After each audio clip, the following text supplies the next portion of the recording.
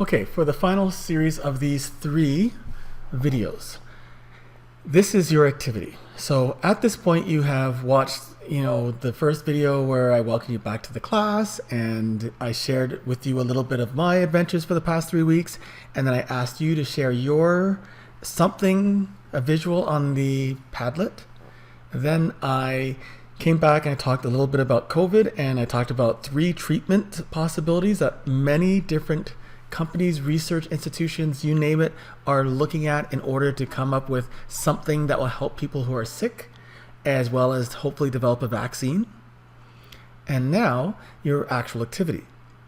So in your activity, you're creating a COVID consequence map. So a consequence map is a particular strategy. It's a concept map, a mind map. And I'll read the instructions here with you. A consequence map using Mindomo. So many of you have used Mindomo already. It's one of our concept map applications on the BYOD portal. And you are either working by yourself if you like, or you can find a partner or any group up to 6 even. 6 people together, maximum is perfectly fine. And generally I find that a group of 4 works really nicely because it allows you to bounce ideas off of each other. And in this consequence map, what you're doing is you are going to explore some things that COVID affects in science, technology, society, and the environment.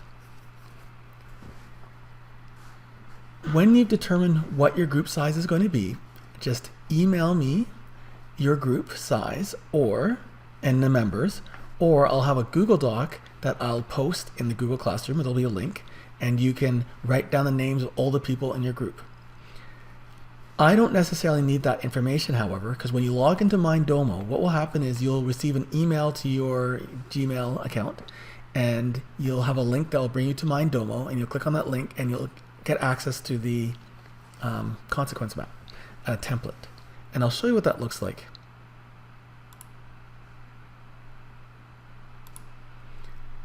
So you'll get a page that looks something like this, except you'll have only the maps that you have access to. And you'll click on the map, and it'll ask you if you want to join a group and who else you'd like in your group. And you can join a group or start a brand new one.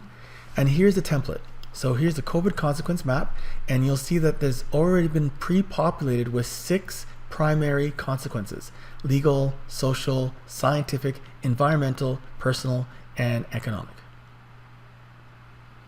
You can access this by going to the student portal, and you'll see Mindomo. You click on that link, and that will bring you to that listing, and you'll select this map. Now, in order to guide you, what's supposed to happen if you're in, let's say, a group of 1, so all by yourself, or a group of 2. You'll notice I've asked a person who's by themselves to do 3 branches. Right? So you'll be doing any one of these 6, you do 3 of them. If there's 2 of you, you do 4 branches. So each of you would end up doing 2 branches. And if there is 3 of you, do 6 branches. So again, everyone's going to do 2. And if there's 4 of you, it says 8 branches. You'll notice that the map that I gave you only has 6 different branches. So when it says 8, that might seem a little confusing. That's because legal and ethical can be split. I would keep it as 1 because they're very similar, but they can be split. And then you can add a second personal for that next person, because personal is really easy. So you're wondering, what do you do with these branches? What is the goal? What is the content? Well, if you go further down, you'll see that there's a table. And in this table, it kind of lists guiding questions to help you with the concepts that would go in that section.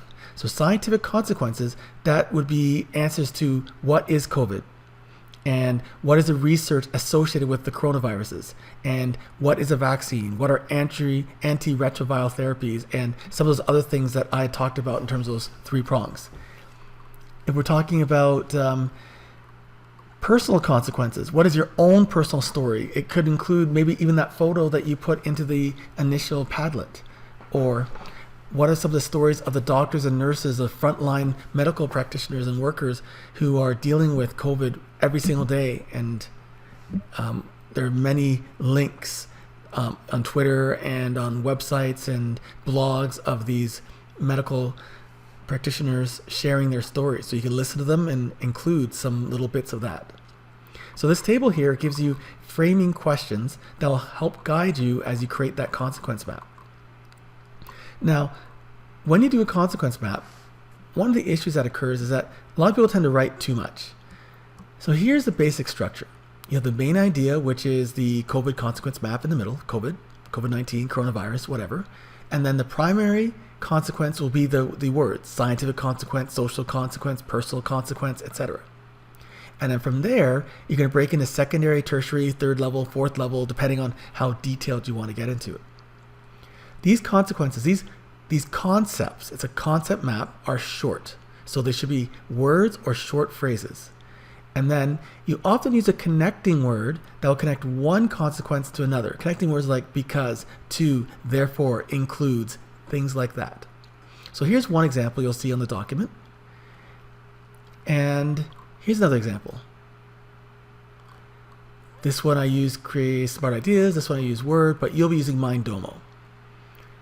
When you get to your consequences, notice how it branches out. Branches out. You can have various branches. And then it's possible to connect one branch to another branch with an interconnection. So I'd encourage you to think about doing that as well. It makes a deeper relationship. Here's an example of a consequence map that was created. What would happen if you spray pesticides in the GTA? And so you'll see there's the social consequences, the scientific consequences, leads to new technology developments such as pesticide alternative. Scientific consequences promote scientific research. Or environmental consequences include short-term effects, they spelled the effects wrong, long-term effects, they spelled effects wrong, and so on. So you can see that this is something you would have talked about in grade 9. So here's an example of a consequence map. Notice how the concepts are very short. They are words or very short phrases. Not every single one is connected with a connecting word, but when it's appropriate, they are used. Okay, so that gives an example of a consequence map. Here is a template. Here are the instructions. You're going to decide your group size. So when you're here in Mindomo,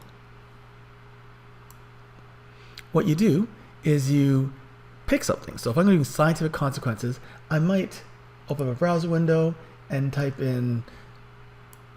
The reason why I gave you the document with the links is it helps save you time, because we don't want you spending too much time searching for things.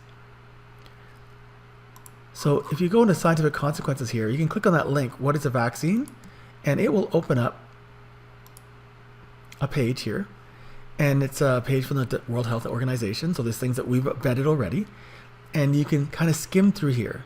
And they talk about what vaccines are and who does the vaccine research. And it gives you links around the world about vaccines. And so you find something that's appropriate.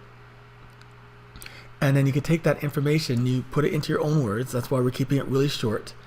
And then you put it into the map.